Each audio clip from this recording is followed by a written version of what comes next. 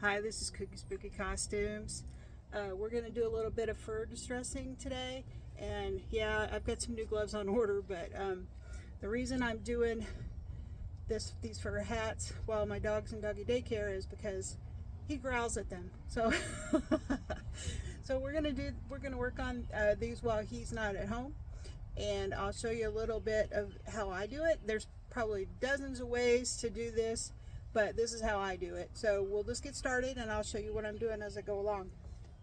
So I've already made the hats, at least these four, and I'll go on a different one. When I make the next one, I'll show you exactly how I do it. I do have another video, the Nutcracker hat, that's very similar. There's a bucket hat in here sewn in, sew the fur on, make the top.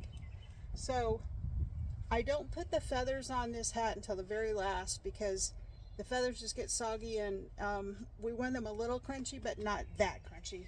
And by crunchy, you'll see what I mean. Okay, so we're going to start with some brown. Now I have some different browns I use. There's some acrylic inks that I use that are like sienna brown. I use some fabric coat, fabric paint, and some different color inks that I kind of mix in. And the reason I do that is because it gives a little bit of variation in the color, because the fabric, there is fabric under this faux fur, will take the color a little bit differently. So we're just going to give these a healthy dose of brown. I have my drop cloth set up out here. And so this is what's called a long pile on the faux fur.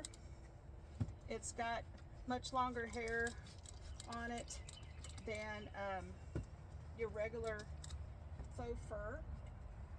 I like to use a light color and go darker. The reason being is that when you start out with a really dark color, it's really hard to bring the color back up to be lighter, where it's easier to go darker. So this brown, we're going to do a healthy dose, and then we're going to massage it in just like we're going to shampoo. I guess we are shampooing hair, but I'll show you here.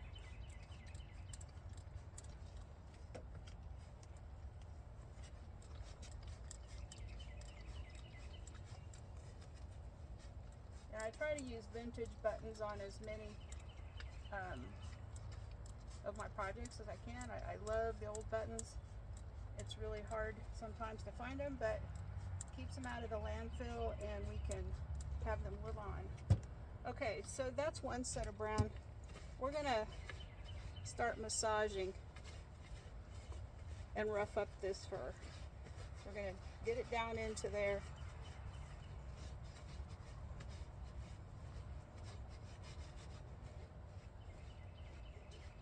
And the final costume is going to have this really roughed up fur. So getting the color with all the different inks is the first step. Once it's dry, we'll come back with spray paint and even a clear coat, and to keep it crunchy. I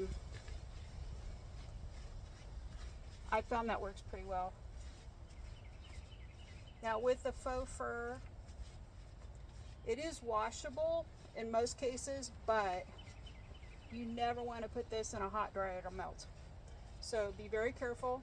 If you go to wash it, I would wash it, like in cold water if you're going to do some faux fur, and I would not put it in the dryer. I would hang it up somewhere.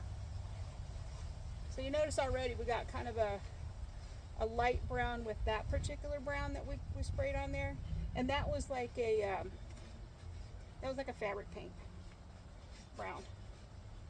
Do one more.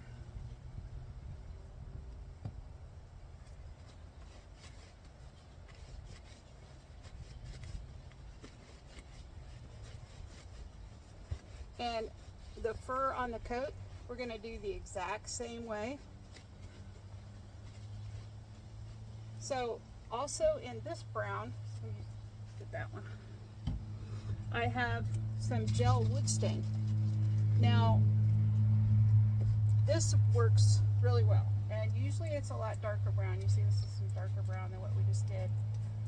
I don't want a lot of brown. I'm going to do mostly black. We're just going to do a little bit.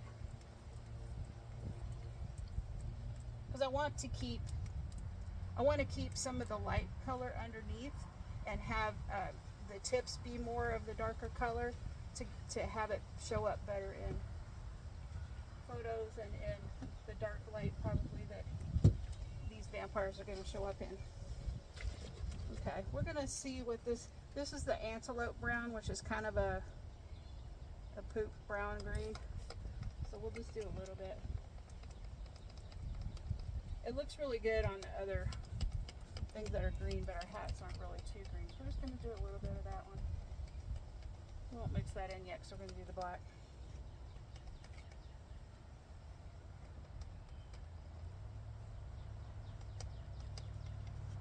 And these will take quite a while to dry because the different inks you mix with water.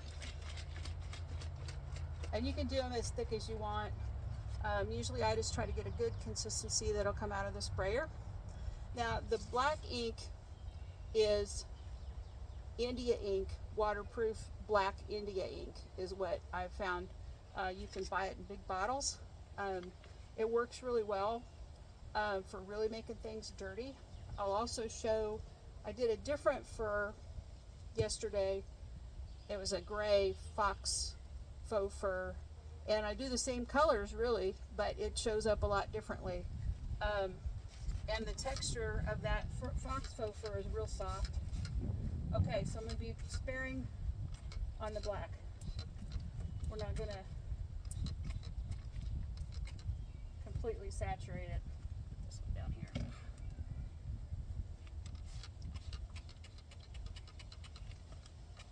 Just light sprays, depending on how dark you want it. If you want your item to be really dark, then go ahead. But this particular thing, I don't want completely dark black.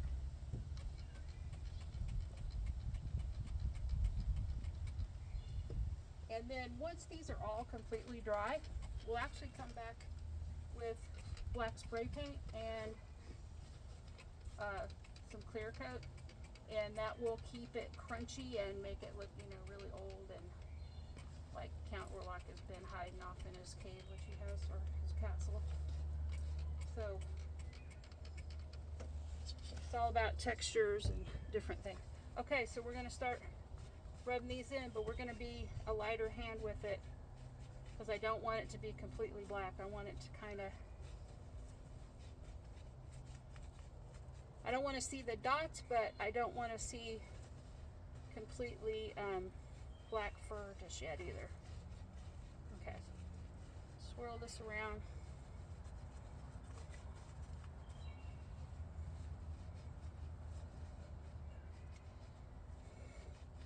Once this is dry, if I were to actually wash this, it would stay pretty close to this color.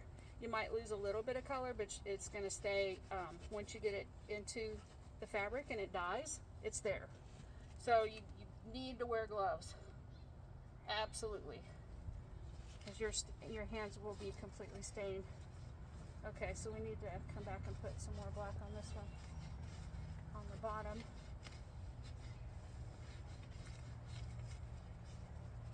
Maybe I have enough on my hands, we'll see.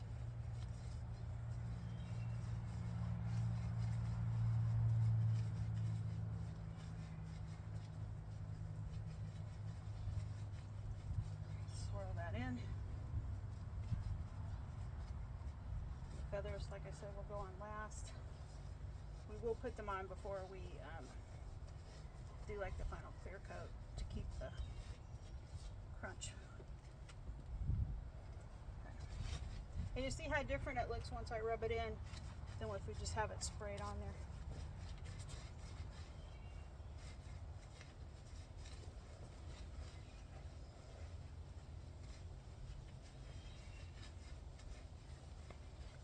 I will be making another one of these, so I'll try to video this start to finish, because this is a really what shouldn't say fun, but it's a fairly easy way to make sure that you have a good head size and you have all the extra pieces and everything already built for you inside, is to use a bucket hat. I've done it without it, but it ends up costing you more time than just getting one of those and using it.